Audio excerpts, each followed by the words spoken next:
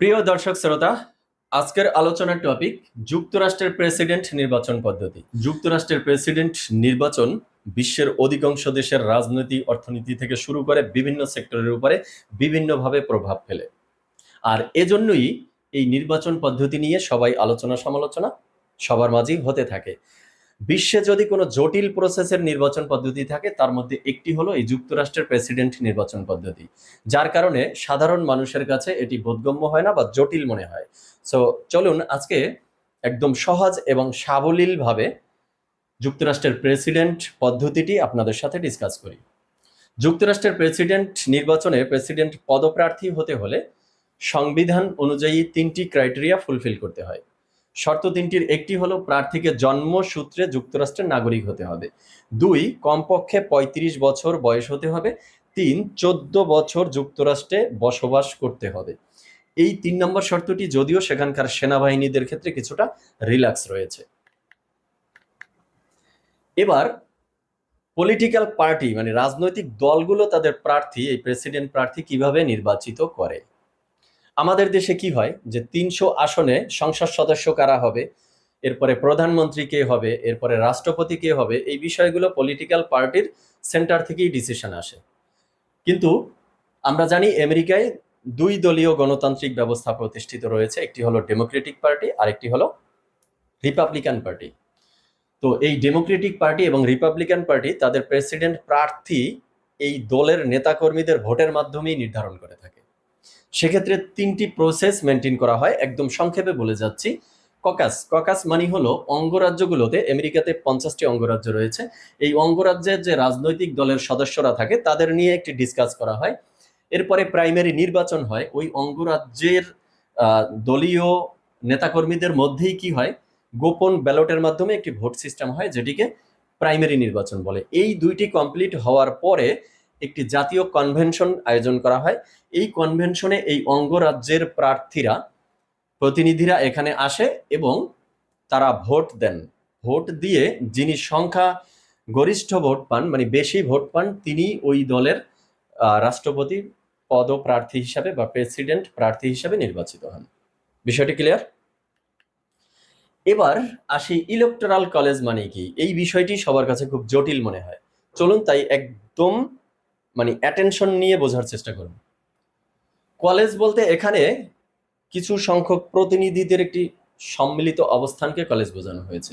Electoral college বুঝতে হলে আমেরিকার নির্বাচনে বা ভোট হয় 2 ধরনের, এটি বুঝতে হবে।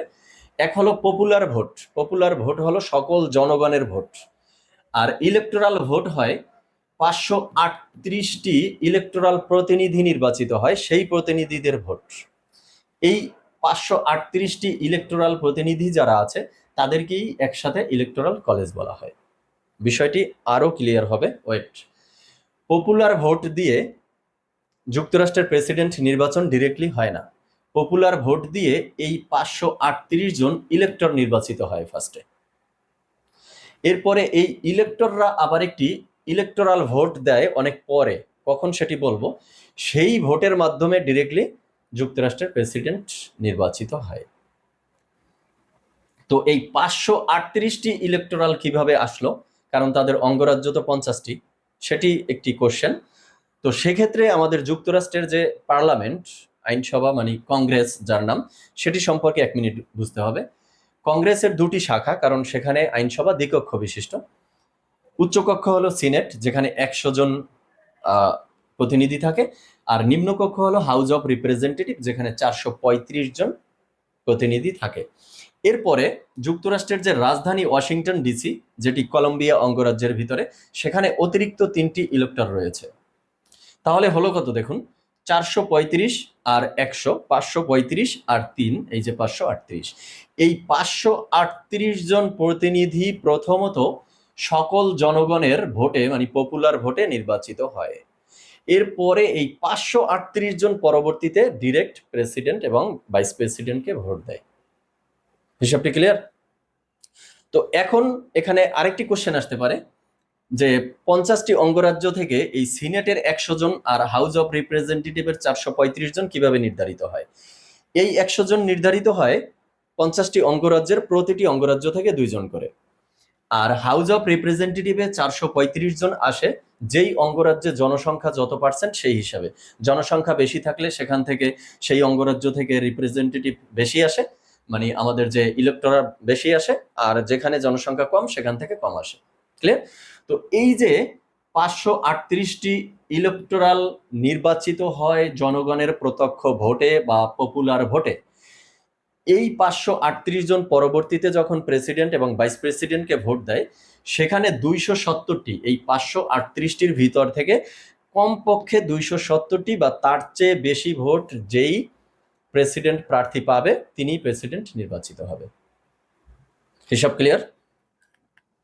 এবার আসুন, এই ইলেকটোরাল ভোটটি গণনা হয় কিভাবে, এটি নিয়ে কন্ট্রোভার্সি রয়েছে, আলোচনা সমালোচনা রয়েছে। একটি পদ্ধতি রয়েছে তাদের, সেটি হলো উইনার টেক্স অল। সহজ ভাষায় বুঝিয়ে দেই, ধরুন একটি অঙ্গরাজ্যে 50টি ইলেকটোরাল ভোট রয়েছে। তো সেই 50টির ভিতরে ডেমোক্রেটিক পার্টি ধরুন 30টি পেল, আর রিপাবলিকান প্রার্থী 20টি পেল। এখন আবার বললেন না যে রিপাবলিকানকে আমি আগেই কেন কম দিলাম, জাস্ট আলোচনার স্বার্থে। তো ডেমোক্রেটিক যদি 30টি 50টির ভিতরে পায়, তাহলে তার মানে লিস্টে তো 30টি যুক্ত হওয়ার কথা, তাই না? কারণ 30টি পেয়েছে। কিন্তু না, বলতেছে কি উইনার টেক্স অল, মানে যে জয়ী হবে একটি অঙ্গরাজ্যে সে ওই অঙ্গরাজ্যের সবগুলো ইলেকটোরাল ভোট তার খাতায় চলে যাবে। তার মানে এখানে যদি ডেমোক্রেটিক 30টি ভোট পায়, তার মানে তার খাতায় 50টি যুক্ত হয়ে যাবে, যেহেতু এই আসনে আমরা ধরে নিয়েছিলাম যে 50টি ইলেকটোরাল ভোট রয়েছে। হিসাব ক্লিয়ার? তার একটি প্রমাণ হলো এই যে আমেরিকার যে 2016 সালের প্রেসিডেন্ট নির্বাচন হয়েছিল, সেখানে ডেমোক্রেটিক পার্টি থেকে হিলারি ক্লিন্টন এসেছিল প্রার্থী হিসাবে, যিনি প্রথম পপুলার ভোটে 30 লাখ ভোট বেশি পেয়েছিল। তার মানে প্রাথমিক দৃষ্টিকোণ থেকে ধরা হয়েছিল যে হিলারি ক্লিন্টনই প্রেসিডেন্ট হবে। কিন্তু পরবর্তীতে যখন ওই যে 538টি ইলেকটোরাল ভোট আসবে, সেই ইলেকটোরাল ভোটে যেহেতু 270টি বা তার চেয়ে বেশি পেতে হবে, সেখানে ডোনাল্ড ট্রাম্প 306টি পেয়ে গিয়েছিল, যার কারণে অবশেষে প্রেসিডেন্ট হয়েছিল ডোনাল্ড ট্রাম্প। এবার বিষয়টি ক্লিয়ার যে প্রথমত যে পপুলার ভোট বা জনগণের ভোট হয় সেটি দ্বারা প্রেসিডেন্ট নির্বাচন হয় না, সেটি দ্বারা শুধু ওই 538 জন ইলেক্টর নির্বাচিত হয়। এরপরে সেই 538 জন ইলেক্টরের ভোটের মাধ্যমেই প্রেসিডেন্ট এবং ভাইস প্রেসিডেন্ট নির্বাচিত হয়। এবার আসি সেখানকার ভোট গ্রহণ বা নির্বাচনের ধাপগুলো কি কি। বলেছিলাম শুরুতেই ভোট দুই ধরনের হয়। তো প্রথম ধাপে কি হয়, ওই পপুলার ভোট বা জনগণের ভোট নেওয়া হয়। এটি কখন নেওয়া হয়? আমাদের 2024 সালের, এখন বর্তমান 2024 সালে আমেরিকার যে নির্বাচনটি আগামীকালকে 5 নভেম্বর মঙ্গলবারে। কেন এই মঙ্গলবার সেটি একটি বিষয়। এই প্রথম ধাপের যে পপুলার ভোট বা জনগণের ভোট, এটি আমেরিকাতে সবসময় মঙ্গলবারে হয়ে থাকে। এখন কোন মঙ্গলবার? যেটি তারা বলে থাকে সুপার টুয়েসডে।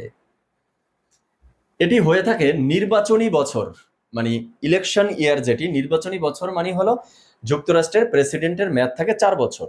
তো একজন প্রেসিডেন্ট হওয়ার পরে 1, 2, 3, 4 বছর পার হওয়ার এই যে চতুর্থ বছর, এই চতুর্থ বছরের নভেম্বর মাসের যে প্রথম সোমবার পড়বে, ফার্স্ট সোমবারটি, তার পরের মঙ্গলবারে এই পপুলার ভোটটি হবে। ক্লিয়ার? 2024-এর হিসাবে এই ভোটটি আগামীকালকে।